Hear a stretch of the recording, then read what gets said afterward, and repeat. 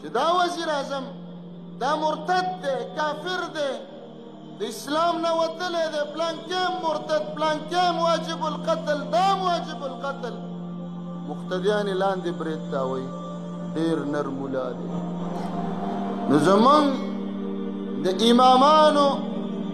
خولې کنټرول نه دي په دې منبرونو د جمعې په ورځ په الله قسم پرون ما یو بیان د مولا واورېد مولا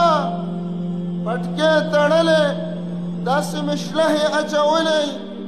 په جومات کې ولاړ غالبا د تیمرګرې طرف ته دی ما 2 منټه بیان د هغه واورېده په 2 منټه بیان کې د 30 نه زیاتې کنځلې عوامو ته کړې وې دلګان بې غیرته انټرنیشنل دلګان دا ټول الفاظ د جمعې په ورځ په منبر رسول وی نو مقتدي لیونی دی پاگل دی دماغ خراب دی چې دې مولا ته کیني مجبوره دی چې هغه جمع ته صرف ځان راورسوي چا دې تپوس وکړ چې ته په منبر باندې کنځلې کې وینا منبر نه دی خو زه په سټیج ولاړ یم منبر پرېږده بیت من بیوت الله د الله په کور کې ولاړې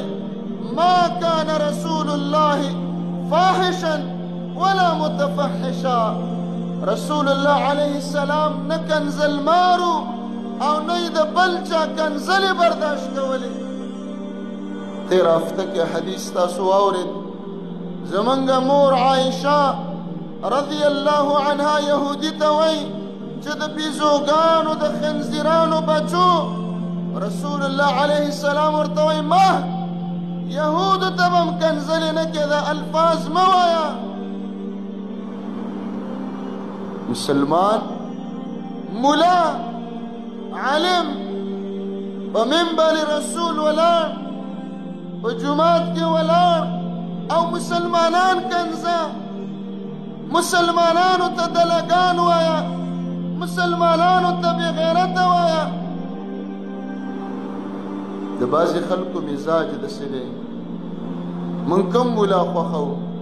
هغه ملا مو اول نمبر خوښي چې په منبر ودرېږي ووایي چې دا وزیر اعظم دا مرتد دی کافر دی د اسلام نه وتلی دی پلانکې مرتد پلانکې واجب القتل دا واجب القتل مقتدیان یې لاندې برید تاوی ډېر نر مولا دی ډېر تکړه مولا دی نر مولا چې بله ورځ نیولی مقتدي بیا تختي پته هم نه لګي چې مولا پسې منډه وایي که نه وایي دا د رسول الله علیه السلام طریقه نه وه دا د هغه عادت نه و